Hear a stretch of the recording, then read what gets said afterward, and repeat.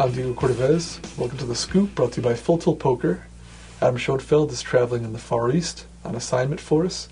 So this week, our special guest is Z Justin, famous online player who's also made big scores on the EPT and on the WPT, and most recently the WSOP, featured extensively on ESPN's broadcast of the Mixed Hold'em Final Table. So join me with Justin Bonomo. So ESPN this week just showed your big showdown with Eric Lindgren, the mixed Hold'em at the World Series of Poker, and the big theme was that he hadn't won a bracelet and it was really important to him, and he was pretty open about the fact that this was like a big weight on his back. Is that a big deal for you, winning a big tournament, winning bracelets, or, I mean, the fact that you've had a lot of success online and proving yourself, that's how you measure yourself? Yeah, I mean, I've had a lot of near, final table experiences. Mm-hmm. I've, tons of second through fifth place finishes, and it's definitely frustrating. I mean, I have won live tournaments before, although not huge ones, and, right. There's really no better feeling. But it's not as if you've been playing for 20 years and not winning, but is that still a measure as opposed to just the fact that you win a lot of cash online or prove yourself in other ways? I mean, I try not to get caught up in the measure of, I've won 3 tournaments, you've only won 1. And I mean, most people know that there's luck in tournaments, and that's not really the true measure of a great player. Right. So I try not to get too caught up in that. The interesting thing with you is that certainly people have realized that poker's poker, but you made a splash right away. You made a final table on TV in the European Poker Tour when you were 19, and you've made final tables at the World Series the last couple of years. So even unlike a lot of other online superstars, you've already made a mark in the live tournaments. And is that just a continuation of what you're doing online, or did you kind of come in with a special mindset or a special approach or study to what you're doing in the live tournaments? For me, it was a pretty fluid switch over. I mean, I guess when I first started playing live, I was pretty much playing exactly like I played online. Mm-hmm. Just worrying about the cards, not worrying about the people too much. Mm-hmm. But, I've been playing, countless hours over the past few years playing live, so obviously my game has changed. And, as long as you try, I don't think it's hard to pick up on, the psychological aspects of live play. And, if you play enough, you're going to pick up on tells. It's just a matter of experience like anything else. You feel that's the only or the biggest difference between online tournaments, let's say, and live tournaments? Tells and physical things you pick up, or is it also just different styles of play or different approaches you need to take? Honestly, I think the biggest difference that you need to get used to, especially with today's online games, is that when you're playing live, you're generally playing against much weaker players than you would play against at similar stakes online. Mm-hmm. So many live tournaments, especially at the World Series, it becomes more of learning how to exploit the weaker players rather than playing, an unexploitable strategy that would work better against great players. This is the Phil Hellmuth approach I always refer to, and not even to denigrate him, but just the fact that if you're playing, especially in the main event, which has its own kind of field, I mean, and you went deep in the main event, didn't you? No. A year ago or not? No. But in the main event in particular, I mean, so much of your chip accumulation comes from the weak players that it's a big mistake to get into any marginal situation when other people are still giving you their chips. Yeah, absolutely. And Hellmuth is a perfect example of that. He has, 11 bracelets and no limit hold'em against these, weak field players. But in WPTs, and although he does have some success in WPTs, but if you look at his high stakes cash games results, they're not nearly as good. Is that a goal for you? I watch the high stakes poker, my favorite show, of course. Is that a goal for you to play in those types of games, either on TV or not?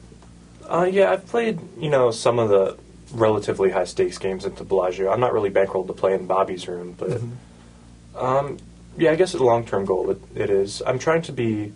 A bigger goal of mine is trying to be proficient at all the games. Like, I've been learning horse and some of the triple draw games. I think that gives you more flexibility down the line. Absolutely. And the other thing is, I think it's inevitable that No Limit will just get tougher and tougher. I mean, it's just a weed-out game by its nature, and the easy money certainly is already drying up at the higher levels. And it's just been the history of poker for 50 years that No Limit will weed out the weaker players, whereas Limit does it in a whole different way, and those games are much more sustainable. So it's not just you, but I see online guys like Durr or Patrick Antonius, other guys who are playing a lot more of the mixed games, and there's a lot of future in that. What's been your approach to learning those games? I mean, just by trial and error, or do you have kind of a systematic approach to developing your non-Hold'em, non-PLO games? I actually started learning those games when I was playing sit and goes. What would happen is, I would play 12 tables at a time, but once you went into a session, you'd have only like 4 tables up. Mm-hmm. So what I would do I would sit in the stud games because you can just leave those at any time. You don't have to wait for the big blind to come around. And, I did that a little bit each day, and the next thing I knew, I was actually, starting to win at the 30-60 games online. And, when I started playing live, I started playing some of the mixed games where you're forced to learn some of the games that you haven't played before. Mm-hmm. And I've been very lucky that I've had a lot of friends to talk to. Guys like Gavin Griffin, Joe Tehan, they've taught me a lot about the mixed games. Mm-hmm. Chris Fargus is another one, too. Mm-hmm. I read somewhere that you'd read, when you were first starting out, and even as you were starting to climb up into the higher limits, that you were reading a lot and reading books. And a lot of guys kind of in this new generation will say, I've never read a poker book. And in some cases, they may be right, because a lot of the poker books are outdated just for the new style, especially the style that predominates on the internet. But is that true? You had books that influenced you, or in particular, which ones had an influence on you? Yeah, I've read dozens and dozens of poker books. If I had to pick a series of the best books, I'd have to say the 2+2 Publishing Company puts out great products. Mm-hmm. The Harrington on Hold'em books are pretty good. My personal favorites are Theory of Poker by David Sklansky. Mm-hmm. And really at the beginning of my career, Texas Hold'em for Advanced Players was one of the books I learned the most from. For Limit Hold'em. Yeah. Yeah, those books, I mean, especially Theory of Poker is like a classic book that it'll always be applicable because it's it's just fundamental about poker in general. Some of the other books that try to get into specific situations, it sounds like it's just a different world where now the situations are just totally different. Even the Harrington books, it surprises me that you mentioned to some extent, even though I think there's tons of validity behind what he writes in there. It's a style that that a lot of the younger guys or guys who've come up and been successful are exploiting rather than using. Right. I actually think some of the quizzes in Harrington on Hold'em, I think they actually give answers that either aren't even correct or, you would really need a lot more information to make those decisions. But at the same time, I always recommend those books to beginning players because he crystallizes some concepts very clearly to make them very easy to understand. Mm-hmm. One thing that came up, the other big dramatic thing that came up in this broadcast this week of the final table was Norman Chad bringing up the multi-tabling cheating scandal that had come up, and this was covered extensively. We don't have to go over all that because you had multiple accounts, you weren't using them in order to gain an advantage, but you realized they were wrong. Besides just being in violation of the terms and conditions, did it surprise you that it came up in the broadcast, or were you prepared for it, or had you gotten any indication that it was coming up? Because it surprised me, and even without knowing you, just watching, I thought, wow, that's a surprising development in the middle of the show. Yeah, it's definitely caught me off guard. I mean, I've obviously watched the World Series in the past, and that's generally something they don't bring up. Mm-hmm. And I'm not going to name any names right now, but most of the poker community knows the guys that haven't been called out on TV. Right. I also wish he would have chosen his words a little more carefully because he said he thinks I shouldn't have been allowed to play the World Series, and then right after that he said, if you get caught cheating again, you should be banned permanently. Right. And I think that really implied that I had been caught multiple times, which is obviously not the case. And I think a lot of people that don't know much about me will watch that and not really understand. Yeah, there wasn't a lot of context. I mean, one worry is that people who watch on ESPN are not the people who are the hardcore poker crowd. So, people who read the forums, read the 2+2 forums, or read Card Player or the magazines, they've read all the nuances, all the posts one way or the other, all your explanations and history and chronologies. So here, people who don't know anything just see this, and I mean, Norman mended it by explaining that you had multiple accounts and that this was the transgression. But when he first said, well, just cheating, I mean, cheating to me, I think of like marked cards or, using cameras, all sorts of things that are really a whole different level. I mean, I assume that part of it also concerned you. Yeah, but to me what's really important is how, I play hours and hours every day with the live poker community, so what's really important to me is how they think of me. Mm-hmm. And, if you watch the coverage, you'll see Eric Lindgren, coming up to me and saying I'm the future of poker. And, I'm really overwhelmed by, how nice and how respectful the live poker community has been to me. I think, mm-hmm. Over the past few years, I've gained a lot of trust and a lot of respect from them. And, they know that even though I made a huge, huge mistake a few years ago, that, that's not me as a person at all. I'm one of the most honest people you'll meet in the live poker community. Yeah, people in poker, they're going to make their own judgments. And the thing is, you put together a strong record because you've been out there playing live, playing on the internet, playing in tournaments, playing in cash games, and at this point you really have a record behind you. So that was just, to me, it was kind of unfortunate that it just came up, in such a short segment without a lot of context. If there even, in one sense, I don't know how you feel about it, if there had been like a full segment about it, like where they'd said, hey, here's some issues that have come up in online poker, and Justin Bonomo is an example of a guy who got caught up and made a mistake, and they use that as kind of a feature story, then I think everyone would get the entire context. And they can make their own judgment as to whether, okay, this is forgivable or not. But when it's just kind of an aside in the background, then there's just not enough for people to really weigh what's going on. So I assume there's not much you can do except keep playing and keep focusing on the people you do play with and so forth. Yeah, anyone that's spent more than, call it 6 hours playing with me live knows that, I'm not the guy you have to watch for taking angles. Right. I play honestly and on the level.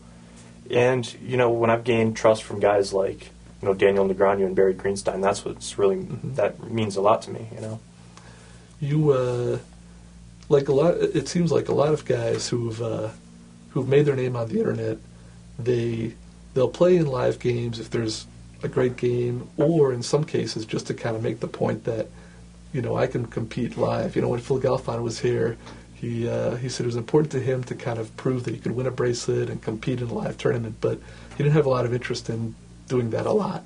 But in your case, it sounds like you're evolving more and more into focusing on live play as opposed to online. Is there a reason? Is that based on thinking that's where the value is, or is it just more of a lifestyle, or just more what you prefer? Just honestly, I almost wish I'd never played a tournament in my life. I think that there's just so much more money to be made in cash games, but it just so happens that tournaments, that's my specialty. That's what I'm by far the best at. So I'm going to stick with the best aspect of my game and play these tournaments. But they're not torture for you. They can be. Just because of the repetition of it, or because you're locked in. One thing that I've always explained to people who don't know as much about poker is, in a tournament, they tell you when to start, when to stop, when to show up. In a cash game, you're your own master, which is what poker is about to a lot of people. In tournaments, it is like a job where you've got to accommodate yourself to the schedule as opposed to the other way around. Yeah, is absolutely. That part of it, or what's the main? There's a lot. One of the things is you have these 1,000-player tournaments, and if you don't finish first, you're going to be unhappy, which means pretty much at almost every tournament you finish, you're going to be unhappy. Right. And it just gets to a while, especially when you keep coming close and, you have these final table bubbles. And 95% of the time, you're going to be really unhappy. Right. Not even just not even just momentarily unhappy, where a few days later you can say, well, yeah, that was really depressing, but third place, couple 100,000, whatever. I've always explained that if you're a good cash game player, you might be winning 75% of your sessions or whatever. 80% of your sessions, you're happy. And in tournaments, like you say, 9 times out of 10, you're just going home. Yep. I just put in all this time for nothing. Yeah, and sometimes you even do make a lot of money and you're still, beating yourself up over it. Do you, it's interesting that you say that, because other people, it seems like now with so many tournaments, it's easier to kind of get over it in the sense that, yeah, it's frustrating, but now you've got another tournament starting in 5 minutes. But do these tournaments just wear on you sometimes? Even like the one that we just watched, like the second place finish, which is an excellent finish, obviously. And at the beginning of the tournament, you would have been pretty excited to think you're going to get that far. But is that the kind of thing you keep playing in your mind, or keeps worrying you even months later, or does it not go that far? I mean, to me, it's still painful when you just come that close and don't win. And I think that I've been I've been lucky to get deep in a lot of tournaments, but at the same time, I've been unlucky to, finish in pretty much the most painful spots possible. For example, in WPTs, where the final 6 make the TV final Right. table, I finished 7th, 8th, and 11th with no final Right. 6s. And I mean, that's just the worst feeling in the world, just coming that close and just seeing it slip away. Mm-hmm. Especially, given some of the things that have had to happen to parlay me into losing in those spots.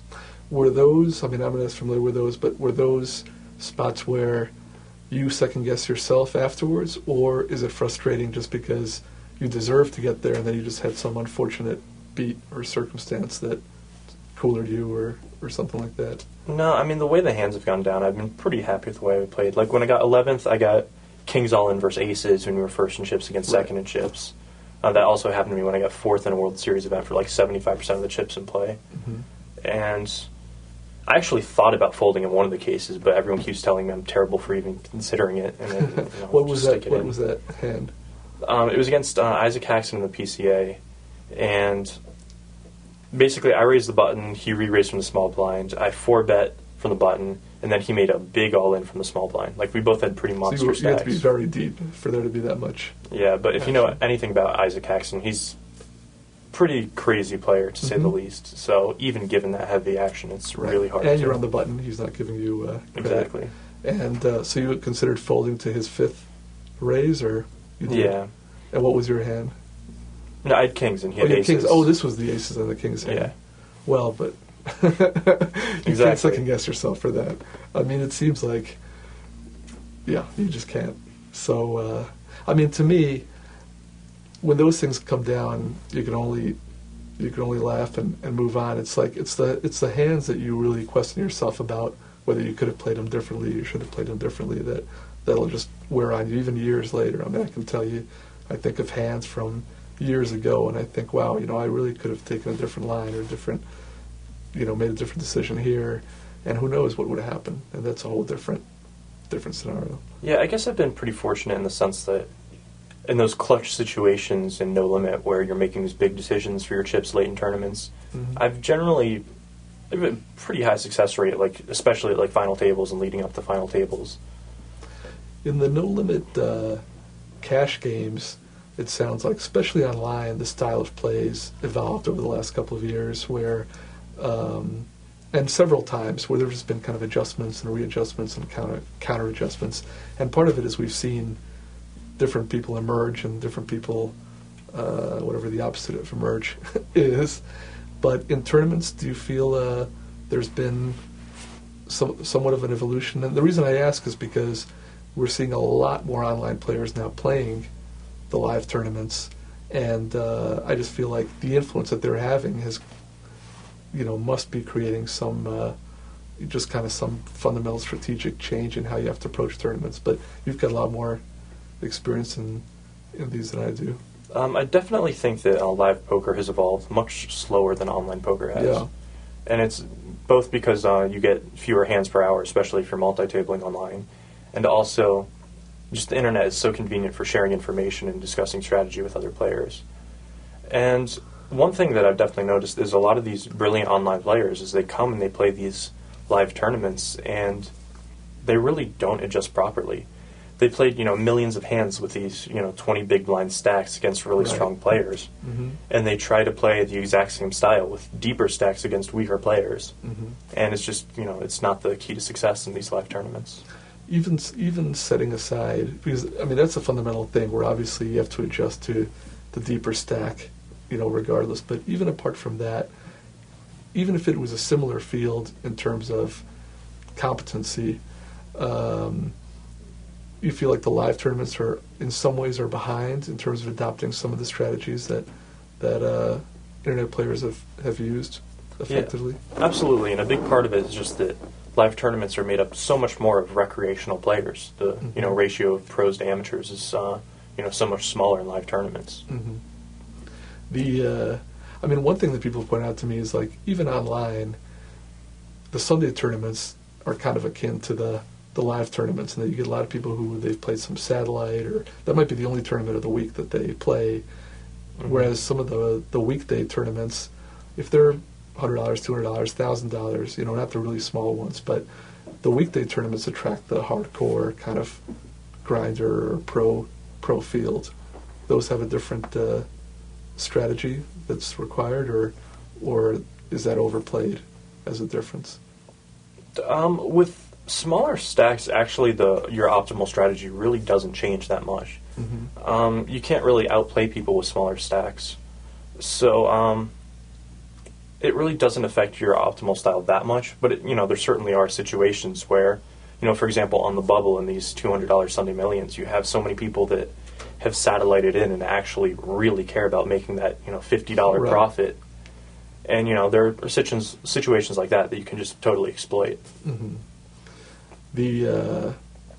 Although again, a lot of times I feel the big difference is in some ways the opposite. Where online,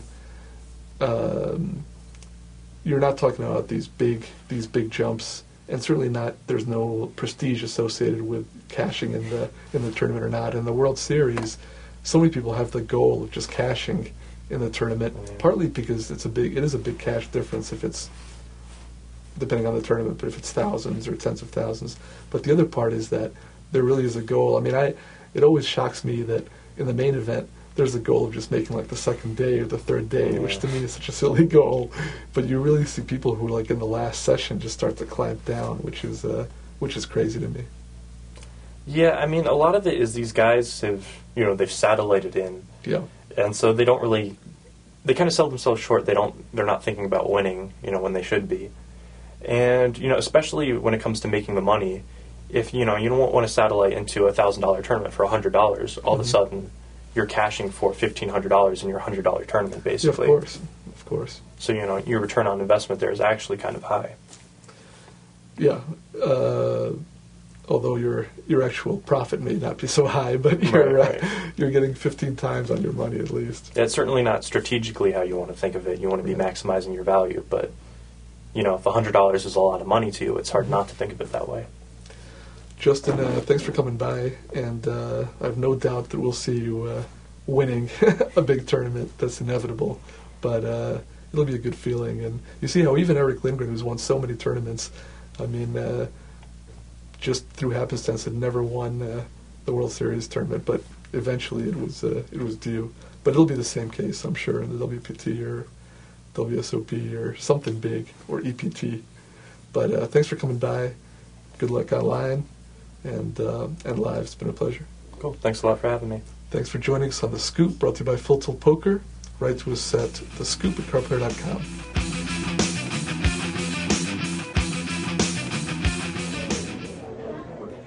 2 bracelets.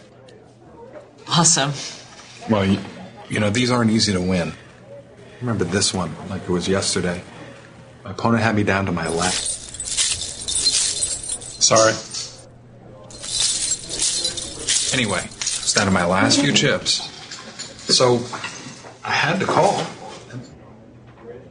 We play at FullTiltPoker.com.